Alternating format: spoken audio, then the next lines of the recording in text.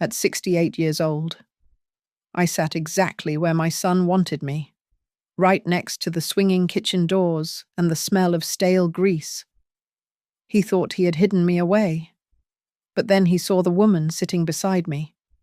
His face went pale, and the arrogance vanished. He realized too late that the person who could ruin his entire life was the only guest I had invited to watch him fall. My name is Evelyn Hart, and at 68 years of age, I sat exactly where I was supposed to be, even if it looked like an insult to everyone else. The Willow Grove estate in Brookfield was a masterpiece of manicured lawns and crystal chandeliers, designed to scream old money for people who had only recently acquired it. Inside the grand ballroom, the air smelled of expensive perfume and lilies. But where I sat, the dominant scent was industrial dishwasher detergent and stale frying oil. A young waiter in a vest that was too tight bumped the back of my chair as he rushed past with a tray of dirty champagne flutes. He did not apologize. I was seated at a small, wobbly, round table, pushed aggressively close to the swinging double doors of the service entrance. To my left was a fire extinguisher. To my right, the trash station. Before me lay the rest of the wedding party. I watched the backs of heads, hundreds of them, the high tables of the groom's family, the bride's family, and the VIPs were bathed in warm, amber light near the stage. They laughed and toasted, their joy acting as a wall that excluded me completely. I was the mother of the groom, yet I had been placed in the section usually reserved for the photographer's assistant or the DJ's girlfriend. I took a sip of water and let a small, cold smile touch my lips. My son, Caleb, and his new wife, Madison, believed this seating arrangement was their final power play. A way to remind me of my place before they shipped me off to the facility they had whispered about when they thought I was asleep. They were wrong. I had called the event coordinator 2 weeks ago, mimicking Madison's distinctively nasal vocal fry, and demanded this specific table. I needed to be in the shadows. I needed to be overlooked until the trap was sprung. The chair opposite me scraped against the floorboards. My dining companion had finally arrived. She was a sharp contrast to the sea of pastel silk and taffeta surrounding us. She wore a severe charcoal blazer and pants that had seen better days. She carried no clutch, but rather a heavy, functional black leather satchel which she placed on the table with a deliberate thud. She did not apologize for her lateness. Her eyes, sharp and devoid of warmth, scanned the room, dissecting the layout, the exits, and the security. A fanfare of trumpets blasted from the speakers. The MC's voice boomed, announcing the arrival of the new Mr. and Mrs. Hart. The double doors at the far end of the hall swung open, and Caleb and Madison stepped through, bathed in a spotlight that cost more than my first car. They looked perfect. Madison was beaming, waving like royalty, and Caleb had that confident, easy grin that used to make my heart swell when he was a boy. The videographer rushed backward, his camera sweeping right past my dark corner, capturing only the glitz, ignoring the rot. Caleb scanned the room as they walked toward the head table. I saw him checking the prime tables, looking for me, likely expecting to see me looking small and defeated among his father's distant cousins. He did not find me there. His brow furrowed slightly. Then, his gaze drifted to the back, past the bar, all the way to the kitchen doors. He stopped. He saw me. But more importantly, to the destruction of his future, he saw who was sitting next to me. The woman in the charcoal blazer turned her head slowly and looked him dead in the eye. She gave him a single, curt nod. It was the nod of an executioner. The colour drained from Caleb's face so violently that for a second I thought he might faint. His smile died. In that split second, the arrogance of the last 12 months evaporated. He was remembering the papers he forced me to sign 1 year ago. He was remembering the threats about the nursing home and the way they laughed about selling my house to pay his gambling debts. He realized, standing there in his $5,000 tuxedo, that the game had changed. I placed my hand on my old, worn leather purse. It was bulging slightly. Inside sat photocopies of bank ledgers, a high-definition digital recorder, and a silver USB drive containing the end of his life as he knew it. I smoothed the napkin over my lap. Phase 3 begins now. Before the grey hair and the widow's weeds defined me, I was a hunter. For 30 years, I served as the Director of Internal Audit at Arcturus Compliance Group. My job was to sniff out the rot in corporate ledgers, to find the phantom employees, the inflated expenses, and the offshore accounts. I knew exactly how people justified theft to themselves. They never called it stealing. They called it borrowing, or leveling the playing field, or simply taking what they felt they were owed. I spent my life putting white-collar criminals in prison, yet I never suspected the most dangerous fraud would be perpetrated at my own kitchen table. My husband, Thomas, saw the world with clearer eyes than I did. When he passed away from a sudden stroke 5 years ago, he left me our 3-story Victorian house and a retirement fund that was substantial enough to ensure I would never worry about the heating bill. But it was the last line of his will that haunted me. He wrote, "Evelyn, use all of this to live for yourself, not for the greed of others." He must have seen the hunger in our son long before I did. Caleb had been a gentle boy. He used to sit on the floor with me, fascinated by numbers, helping me count change. But after college, the world of commercial real estate got its hooks into him. He stopped seeing buildings as homes and started seeing them as yield percentages and cap rates. He began to believe that a man's worth was directly tied to the brand of his watch and the lease on his car. He was drowning in a lifestyle he could not afford, desperate to impress people who did not care if he lived or died. Then he brought Madison home. She was in her early 30s and worked in the finance department at Blue Fairy Labs. On the surface, she was the perfect daughter-in-law. She was articulate, attentive, and knew exactly how to speak to a woman who was feeling the silence of an empty house. But I noticed where her eyes went when she thought I was not looking. She did not look at the family photos. She looked at the antique mahogany sideboard and the silver tea service, appraising them like an auctioneer. The Sunday dinners started out warm, but the temperature quickly dropped. Madison would pour my tea and lean in, her face the picture of concern. She would ask about my property taxes, my insurance premiums, and the maintenance costs of the house. She framed it as worrying about Caleb's future, but it felt like an inventory check. Caleb stopped asking how I was sleeping or if I had visited the library. His calls became lectures on asset optimization. He told me that letting a big house sit there without generating income was a sin against economics.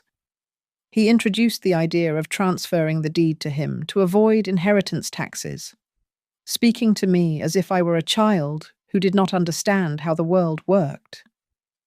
I started to notice the subtle campaign Madison was waging against my competency. If I misplaced my reading glasses, she would sigh loudly and exchange a pitying look with Caleb. She would tell our neighbors that I was becoming incredibly forgetful, or that I was too stubborn to accept help. She was planting seeds. She was creating a narrative of a senile, incapable woman who needed a guardian. The doubt turned into cold certainty on a rainy Tuesday afternoon. I was walking past the guest room when I heard Madison's voice. She was on a video call with her parents, Ron and Patrice. She was not shouting. She was whispering, which was far worse. I stopped and listened. She said, "The long-term plan is the house. Once the old lady signs the deed, we have the collateral we need. We can leverage it to pay off the loans, and then we can move her into a facility. She won't know the difference." I did not barge in. I did not scream. I walked quietly back to my bedroom and closed the door. I sat under the warm glow of my bedside lamp and opened my laptop. I pulled up my old files, the case studies of elder financial abuse I had used to train junior auditors. The pattern was textbook: isolation, gaslighting, the pressure to sign documents. I realized with a sick feeling in my stomach that I was no longer the investigator. I was the victim. But they had forgotten who I used to be. I wiped my tears, closed the file, and decided that if they wanted a war over my assets, they were going to get one. The ambush happened over Cobb salads at a family-style restaurant down on Main Street. I had been invited under the pretense of finalizing the floral arrangements for the reception. But before the waitress could even refill our iced teas, a heavy stack of documents landed on the table between the salt shaker and the ketchup bottle. The headers were bold and aggressive. Durable financial power of attorney and medical proxy. Madison pushed the papers toward me with a smile that was as sweet as molasses and just as sticky. She told me that I just needed to sign them so they could help manage my retirement accounts, just in case something unexpected happened to me. She spoke about safety and security, but I watched her eyes. They kept darting to the bottom of the stack, specifically to the final page where the irreversible transfer clauses usually hid. I adjusted my reading glasses and played the part of the confused old woman, tapping my finger on the paper and saying I needed to take them home to read properly. Caleb snapped. The mask of the dutiful son slipped, revealing the desperate man beneath. He slammed his hand on the table, causing the silverware to jump. He told me I was being stubborn and that if they did not manage my money, some scammer would trick me and I would lose everything. He asked who I would blame when I was destitute. It was a telling outburst. He did not look at me and see his mother. He saw a walking financial liability that needed to be liquidated. That evening, I sat in the dimly lit office of Marcus Doyle, a lawyer who had been a friend since Thomas was alive. He flipped through the documents, his frown deepening with every page. He told me this was not a standard power of attorney. It was a license to steal. The clauses buried in the legal jargon gave them the explicit right to sell, mortgage, and transfer any asset under my name directly to themselves. It was a legal pair of handcuffs. I went home and opened my laptop. I still had trustee access to one of Caleb's oldest bank accounts, a safeguard we had set up years ago, and he had evidently forgotten to revoke. What I saw made my stomach turn. It was a graveyard of bad decisions. There were dozens of transfers to offshore crypto casinos and anonymous sports betting platforms. He was not investing in real estate. He was lighting money on fire. I made a call to an old contact from my days at Arcturus, a private investigator who owed me a favor. I needed to know the full extent of the damage. The report came back within 48 hours. Caleb was not just broke. He was in a hole so deep he could not see the sky. He owed $180,000 to a predatory lending group out of Detroit. It was not a bank loan. It was the kind of debt that came with physical threats. The repayment deadline was exactly 2 days after the wedding. The investigator dug deeper and found that Madison was just as desperate. She had been floating her lifestyle by manipulating the expense reports at Blue Fairy Labs. She had embezzled nearly $60,000, and the company had scheduled a comprehensive internal audit for the week following the honeymoon. They were two drowning people trying to use my life raft to save themselves. The final piece of evidence was a digital audio file my investigator sent over. It was a recording of Madison talking to her parents. Her voice was clear and cold. She said that if I signed the house over to Caleb before the wedding, they could use it as collateral for a hard money loan to pay off the Detroit gang.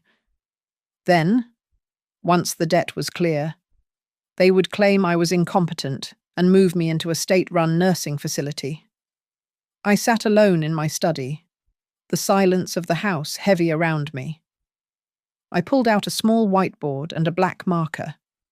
I wiped away the grocery list and began to draw a new chart. I wrote 3 lines. Phase 1, asset protection. Phase 2, self-incrimination. Phase 3, the wedding takedown. I looked at my handwriting, steady and sharp. I felt a smile form on my face, but it did not reach my eyes. It was the cold, calculated smile of an auditor who had just found the smoking gun. The next morning, I met Marcus Doyle at a small, nondescript coffee shop 2 towns over, far away from where anyone might recognize us. I did not order coffee. I placed a single folder on the table and told him exactly what I wanted. I instructed him to draft the paperwork for the Evelyn and Thomas Hart Irrevocable Trust immediately. I wanted the deed to the house, my primary investment portfolios, and the bulk of my retirement savings moved into the trust by the end of the week. The beneficiary was not Caleb. It was a charitable organization I had yet to publicly name. Marcus looked at me over the rim of his glasses, his pen hovering over his notepad. He asked if I was sure about cutting Caleb out entirely. I told him to proceed. However, I left one checking account in my name with a balance of about $15,000. It was the decoy, a shiny object to keep Caleb and Madison distracted. They needed to believe that account was the extent of my liquid assets. While the real wealth was being legally sealed inside a fortress they could never breach. Once the legal firewall was under construction, I turned my attention to physical evidence. I spent the next 2 days installing high-definition pinhole cameras and microphones throughout my home. I hid them in the molding of the living room ceiling, inside the hollowed-out frame of an old family portrait in the hallway, and behind a faux ventilation grate in the kitchen.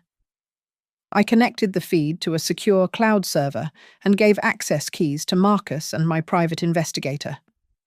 My home was no longer just a house, it was a sting operation. I also began to lay the groundwork for their narrative. I struck up conversations with my neighbors, deliberately complaining about losing my keys or leaving the stove on. I mentioned that I felt foggy and confused lately.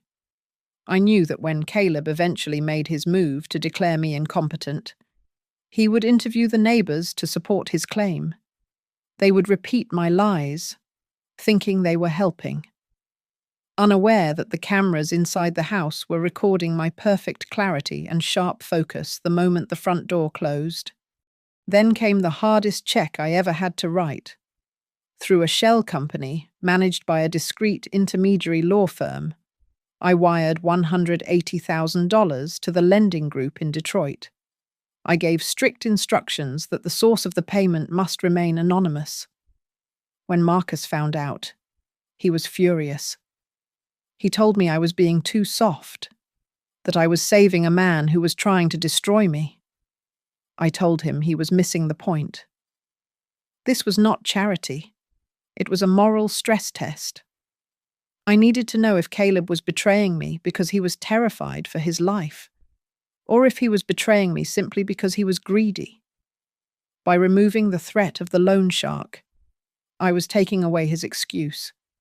If he continued with the plan to steal my home after the debt was gone, his guilt would be absolute. Simultaneously, I reached out to an old colleague who now worked in compliance at Blue Ferry Labs. I sent an anonymous packet containing proof of Madison's expense report manipulation, but I attached a specific request to delay the internal investigation until the Monday following the wedding. I wanted her to walk down the aisle feeling invincible, only to have the ground crumble beneath her feet when she returned. To sell the image of the frail, overwhelmed mother. I intentionally let a few minor utility bills go unpaid until the late notices arrived. When Caleb came over, I handed them to him with trembling hands, apologizing for my forgetfulness. He paid them with a dramatic sigh, lecturing me on responsibility, while my hidden microphones picked up every condescending word. He felt powerful paying $100 electric bill, unaware that I had just secretly paid off his life-threatening gambling debt.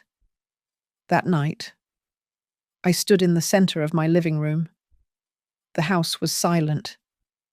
I looked up at the crown molding where the camera lens was hidden in a shadow. I felt a strange sense of detachment, as if I were watching a character in a movie rather than living my own life. "All right, Emily," I whispered to the silent lens, using the code name I had given the surveillance system. "We have locked the warehouse door. Now we just need to lure the rats into the trap." Caleb and Madison arrived at my doorstep just as the sun was beginning to set, bringing with them the heavy artillery in the form of Madison's parents, Ron and Patrice. They claimed they had come to discuss the final seating arrangements and menu choices for the reception. But the moment I set the silver tea tray down on the coffee table, the conversation shifted aggressively from floral centerpieces to my bank account. They pitched it as a joint investment in a supposedly safe commercial real estate venture. But the predatory hunger in their eyes told a completely different story. After 5 minutes of dancing around the subject, Madison set her porcelain cup down hard enough to rattle the saucer. She looked me squarely in the eye and told me that I needed to transfer the deed of the house to their names immediately. She claimed it was a necessary strategy to avoid future inheritance taxes and to allow them to use the property as collateral for a loan to expand Caleb's business. She leaned forward, her voice dropping to a conspiratorial whisper, promising that if I did this, they would take care of me for the rest of my life. I let my hand tremble visibly as I reached for my water glass, deliberately spilling a few drops on the polished wood of the table. I asked them softly what would happen if I refused to sign the papers. The temperature in the living room seemed to plummet instantly. Madison's face hardened into a mask of cold irritation. Caleb threw his hands up in exasperation and shouted that I was being incredibly selfish. He looked at me with genuine disdain and told me that they were drowning financially. He said I was sitting on a fortune while refusing to throw a rope to my own son. Ron and Patrice leaned in like vultures, sensing a dying animal. They spoke in syrupy, patronizing tones about their own bankruptcy filing from years ago, using it as a cautionary tale. Patrice patted my withered hand and said that everyone gets old and that it is the natural order of things to step aside and let the next generation manage the assets. Ron suggested that a woman of my advanced age would be much safer in a specialized assisted living facility where doctors were always on call, rather than living alone in such a big, empty house that was clearly too much for me to handle. I looked down at my lap, feigning submission, and asked quietly what they would do if I fell or became confused in the future. Madison took the bait hook, line, and sinker. She leaned forward, her excitement overriding her caution. She detailed their plan to petition the court for full financial guardianship. She explained how they would manage all my accounts for my own good and sell the house to fund my care in a nursing home, ensuring I would never have to worry about a thing. Above us, The high-definition camera hidden inside the smoke detector captured every word, every sneer, and the way Ron winked at Caleb when they thought I was not looking. This footage would be Exhibit A in court, proving their intent to defraud and exploit a senior citizen. But for the moment, I simply nodded slowly, acting the part of the defeated widow, and asked for a little more time to think it over. Sensing they were pushing too hard and might scare me off, Madison offered a compromise. She said I did not have to transfer the deed that night. Instead, she pushed the durable financial power of attorney papers toward me again. She suggested I just sign those and give Caleb temporary co-signing rights on my main accounts before the wedding. She claimed this was just to help them handle the immediate vendor payments for the reception. I feigned hesitation, acting as though I was worn down by their relentless logic, and agreed to bring the signed papers to the rehearsal dinner the following night. The moment their car tail lights disappeared down the driveway, I walked briskly to my computer. I uploaded the hour-long recording and a full transcript, sending it directly to Marcus and to the private investigator from the state financial office. She was the woman who would eventually sit beside me at the wedding, the silent witness to their crimes. The next night at the rehearsal dinner, I played my role to perfection. I brought the stack of papers they wanted, but I deliberately signed on the wrong lines. I asked the same questions over and over, pretending to be confused by the simple legal jargon. Madison's patience finally snapped. She snatched the pen from my hand and hissed to Caleb that I was impossible to deal with. Then, loud enough for half the room to hear, she told him that at the wedding, they should seat me somewhere else, somewhere out of the way, so I would not embarrass them or bother anyone with my senility. That single burst of anger sealed my fate, landing me right next to the service doors, exactly where I needed to be to destroy them. The final preparations at Willow Grove Estate felt less like a celebration of love and more like the staging of a military coup. Madison was in a state of manic perfectionism, terrorizing the florists because the shade of the hydrangeas did not pop enough for her social media feed. She kept screaming that everything had to be Instagrammable, a word she used with the reverence of a religious chant. Meanwhile, Caleb was ghosting the caterers. Every time a vendor approached him with an invoice in hand, he would suddenly find an urgent reason to be on a phone call in the hallway. The facade of their wealth was cracking, held together only by the promise of my assets. I decided to apply a fresh coat of paint to their delusion. I handed Caleb a check for $2,000, telling him it was a small contribution for the bar tab, just to add some fun. He snatched it with a hunger that was painful to watch. It reassured them that the Bank of Mom was still open for business. In exchange, I asked if I could invite just 3 guests from my side. Madison barely glanced at the names. She saw Marcus Doyle, my lawyer, but assumed he was just a senile family friend. She saw Laura Pike, the lead investigator from the state financial office, listed simply as a former colleague from my accounting days. And she saw the name of the human resources director from Blue Ferry Labs, listed as an old bridge partner. They were not guests. They were the jury and the executioners. Later that afternoon, I found Madison instructing the seating coordinator. I rubbed my temples and put on my most fragile voice. I told her that my hearing aids were acting up and that loud music gave me terrible migraines. I asked if I could be seated somewhere quiet, somewhere away from the action where people would not stare at me. I saw the spark in Madison's eyes. I had just given her permission to do exactly what she wanted to do.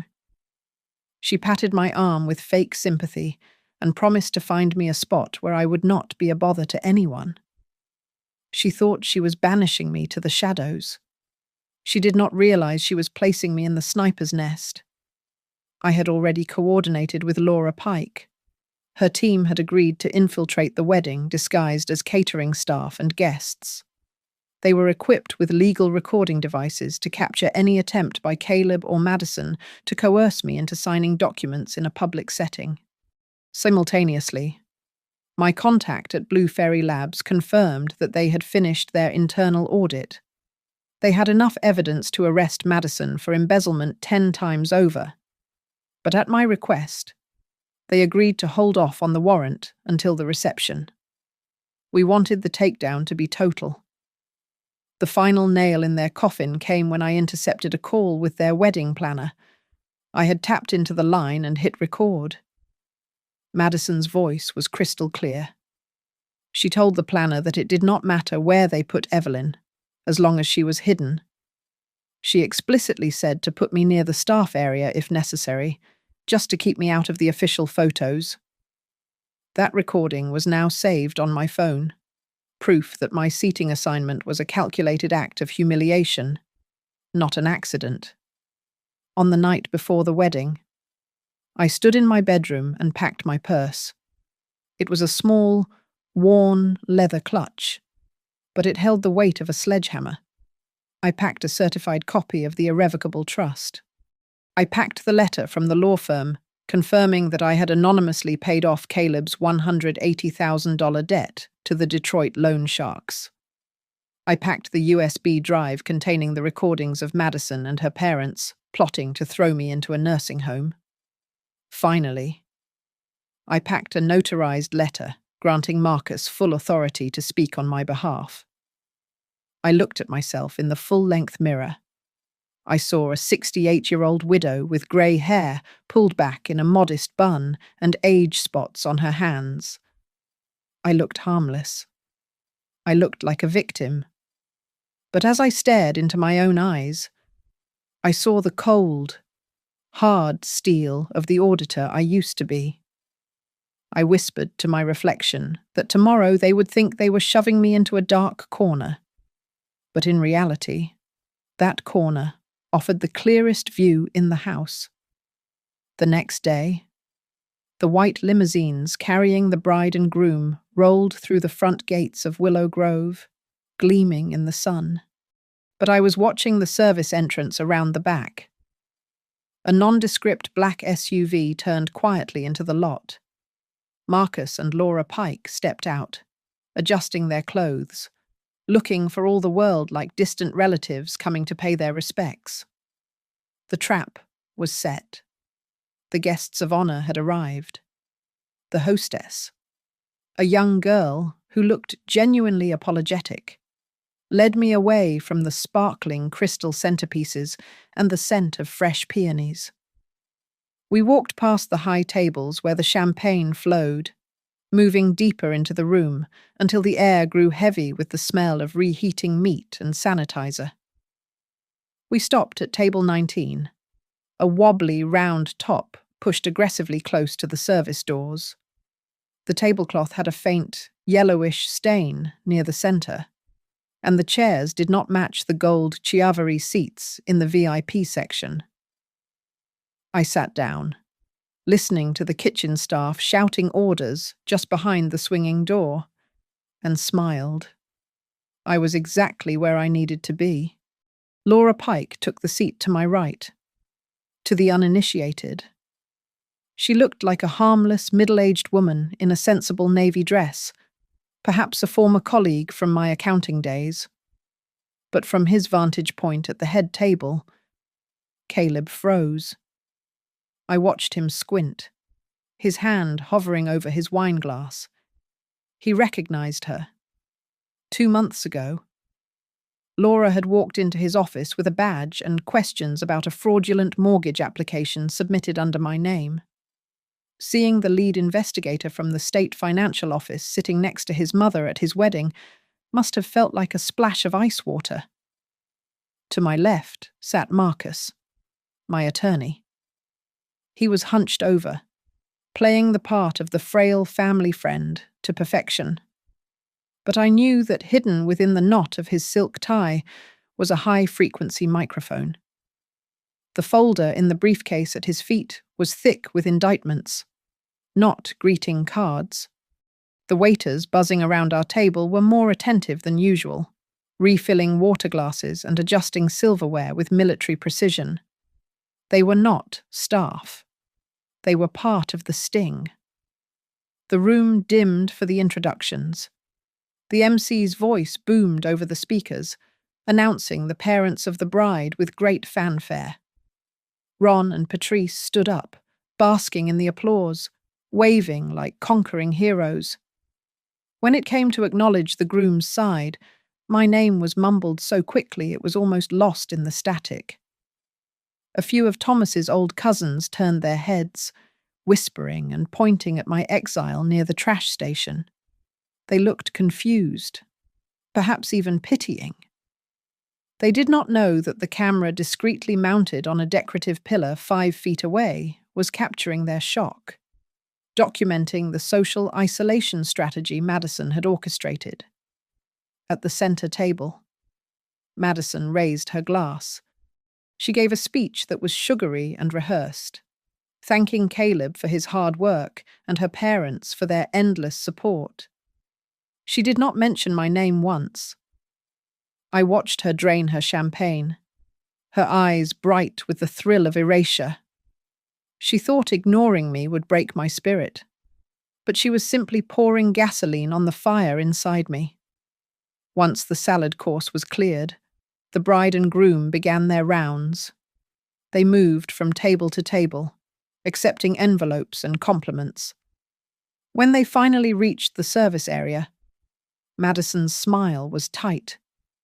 She feigned a look of touching concern, leaning down to hug me, but her clutch was already open, with a sleight of hand that would have impressed a magician. She pulled out the folded power of attorney documents. She placed them on the dirty tablecloth, right next to my bread plate. She whispered that I just needed to sign them so they could handle everything while they were away on their honeymoon. I put on my performance. I picked up the papers with trembling hands, bringing them close to my face, squinting as if the words were swimming. I asked loudly what the second paragraph meant. Caleb snapped. The stress of the debt and the sight of Laura Pike had frayed his nerves. He leaned over the table, his voice rising above the jazz music.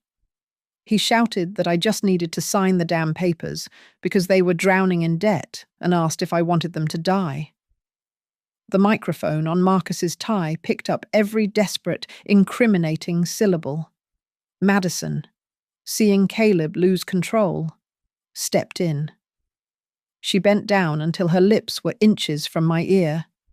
She thought the noise of the room would mask her words. She hissed that if I did not sign, they would file for guardianship the moment the reception ended. She asked me how long I thought I could survive living alone before they put me away. The camera on the pillar zoomed in, capturing the snarl on her face, the pure malice that contradicted her bridal white. It was time. I let out a ragged, fake cough, my hand spasming. I dropped the papers onto the table and knocked over my full glass of Merlot. The dark red wine flooded across the tablecloth, soaking the documents instantly. Madison shrieked, jumping back to avoid the splash on her dress. Before she could grab the papers, a waiter materialized out of nowhere. He apologized profusely, grabbing the sodden stack of documents. He said he would get a fresh cloth and clear the mess, whisking the papers away before Madison could protest. She thought he was cleaning up. In reality, the undercover officer was bagging the wine-stained evidence of their coercion. Phase 3 was complete. Now, we just had to turn off the music. The room softened as the DJ transitioned into a slow, syrupy ballad. The house lights dimmed, leaving only the spotlight on the dance floor where Caleb and Madison held each other. It was a picture of domestic bliss, manufactured for the audience. While the guests swayed and sighed, mesmerized by the romance. Few noticed the catering staff quietly moving to the main exits, closing the heavy double doors and sliding the deadbolts home. We were no longer in a ballroom. We were in a courtroom. I caught Marcus's eye across the table and gave a barely perceptible nod. He stood up, clutching his stomach as if the prime rib had disagreed with him, and shuffled toward the back of the room. He was not heading for the restroom. He was heading to the sound booth where the venue manager, a woman who despised entitled brides like Madison, was waiting for his signal. Midway through a lyric about eternal love, the speakers let out a sharp, ear-piercing screech. The spotlight flickered violently, and then the music cut out completely. The silence that followed was heavy and confused. The MC tapped his microphone frantically, looking around for technical support. Before Caleb could wave for the band to improvise, the sound system clicked back to life, but not from the DJ's booth. It was engaged in conference mode, controlled by the remote in Marcus's pocket. I stood up. I held the wireless microphone I had requested earlier under the guise of wanting to say a few private words to my son during the toast. My voice rang out, calm and crystal clear, cutting through the murmur of 300 confused guests. "Good evening, everyone," I said. Heads snapped toward the back of the room. Eyes squinted into the gloom near the kitchen doors to find the source of the voice. "Please, forgive the interruption. I just wanted to take a moment, here in the shadows where I have been placed, to speak to my son." Caleb looked relieved for a split second. He thought I was going to give a standard, teary-eyed mother's blessing. "Your father, Thomas, always dreamed of this day," I continued, my voice trembling just enough to sell the emotion. "He worked for 40 years so that he could leave behind a legacy. He wanted to see you settled, happy, and surrounded by family." I paused, letting the sentiment hang in the air. Then, I hardened my tone. The warmth evaporated, replaced by the icy precision of the auditor. "And it is truly revealing," I said, my voice dropping an octave, "that on the day he dreamed of, I get to see exactly how you and your new wife treat the legacy he left. You have honored me with a seat next to the garbage disposal. You have honored me with threats to put me in a nursing home. And you have honored me by trying to force me to sign over my house to pay for your gambling debts." The silence in the room was absolute. It was a vacuum. Madison lunged for the DJ's table, screaming to cut the mic. Caleb held up his hands, forcing a terrified, wobbly smile at the guests. "Folks, please," he stammered, his laugh sounding like a bark. "My mother she is confused. She has been having these episodes lately. She doesn't know what she is saying." "I know exactly what I am saying," I replied. "And just in case you think I am confused, let's watch a little home movie." On the massive projection screen behind the stage, intended for a slideshow of their courtship, the image flickered. It was not a photo of them kissing on a beach. It was high-definition footage from my living room. The date stamp was from 3 days ago. The audio boomed through the hall. Madison's voice filled the room, sharp and cruel. "Once we get the old hag to sign, we mortgage the house, pay off the Detroit guys, and dump her in the cheapest facility we can find. She won't last a year." A collective gasp swept through the room. The bride's grandmother covered her mouth with a napkin. The footage cut to Ron and Patrice nodding in agreement, laughing about how easy it was to manipulate me. Madison shrieked, "Turn it off! Who gave you that? Turn it off!" But it was too late. The damage was done. Next to me, Laura Pike stood up. She did not look like a family friend anymore. She reached into her jacket and pulled out her badge, holding it high so the light caught the gold shield. "I am Special Investigator Laura Pike with the State Financial Office," she announced, her voice projecting without a microphone. "This is now an active crime scene. We are conducting an official investigation into elder financial abuse, fraud, and embezzlement." I watched my son. He looked from the screen, where his wife was plotting my demise, to me, standing tall in the service area, and finally to the badge in Laura's hand. The realization hit him like a physical blow. The colour drained from his face, turning him a sickly shade of grey. Sweat broke out instantly on his forehead, glistening under the unforgiving stage lights. He realized that the confused old woman sitting by the kitchen had just checkmated him in front of everyone he had ever tried to impress. Laura Pike raised her hand, cutting through the panic like a knife. She ordered the sound technician to kill the audio completely and instructed the venue staff to lock the main doors. She announced that no one was to leave the premises until the city police arrived to secure the scene. The festive atmosphere evaporated instantly, replaced by the cold, sterile tension of a lockdown. The Willow Grove estate was no longer a wedding venue. It was a holding cell. I pushed my chair back and stood up. I did not use the table for support, and I did not hunch my shoulders. I walked to the center of the dance floor with the steady, rhythmic click of my heels on the parquet, moving with the authority I had commanded for 30 years in boardrooms. I stopped 5 feet from Caleb and looked him dead in the eye. I told him that I used to run the fraud investigation unit at Arcturus Compliance Group.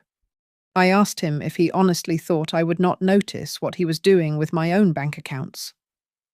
I reached into my clutch and pulled out a single sheet of cream-colored paper.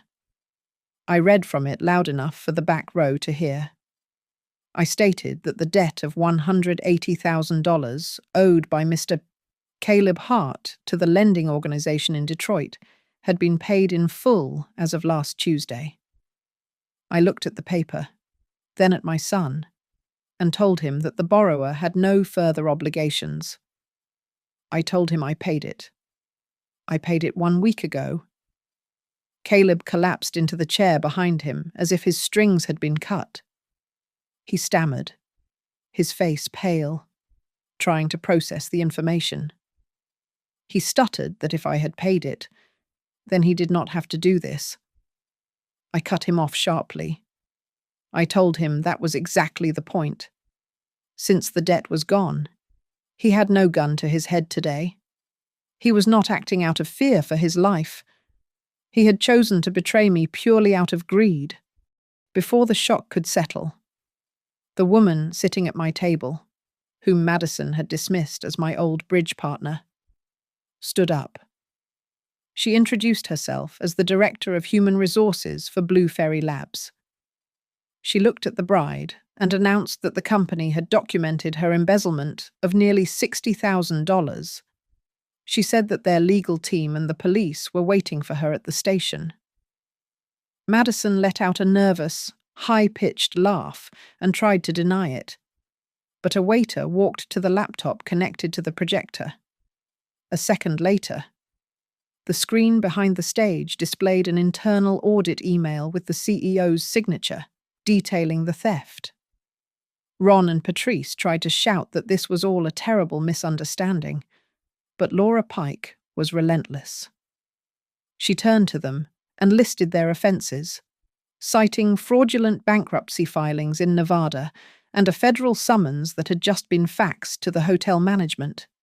The guests seated at the bride's family tables recoiled, sliding their chairs away from the Langleys as if they were contagious, desperate and cornered. Caleb grabbed the last weapon he thought he had. He screamed that he was my only son and that under the laws of inheritance, the house was his right, no matter what. Marcus Doyle stepped forward. He did not say a word. He simply opened his briefcase and placed a document on the projector.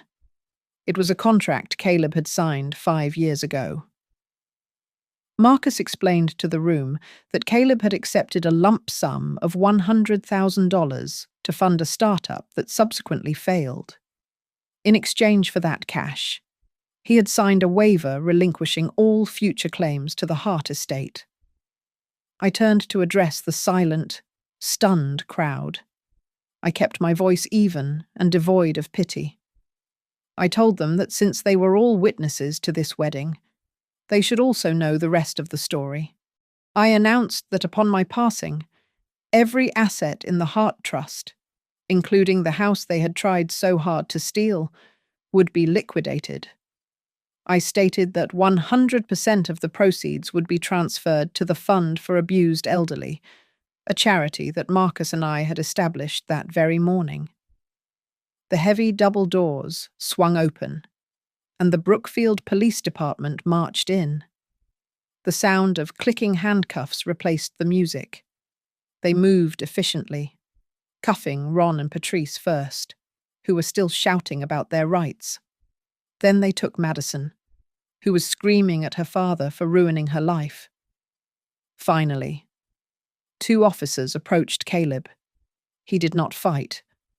He looked at me with red, watery eyes, his mouth moving silently as he repeated the same phrase over and over. He just kept saying that I had paid the debt. He kept saying that I had already saved him, and he had not known. I watched them lead him away, and I felt nothing but the cold, clean satisfaction of a case closed. As the officer tightened the cuffs around Caleb's wrists, the reality of his situation finally broke through his denial. He twisted his upper body around, his eyes locking onto mine. It was a look I had seen 1,000 times when he was a child, caught with his hand in the cookie jar. A mix of panic, guilt, and a pathetic, lingering hope that I would make it all go away. He begged me to say something to them, pleading with me to save him just one more time. But I did not take a single step forward. I maintained the exact distance between us, a gap measured not in feet, but in years of misplaced trust.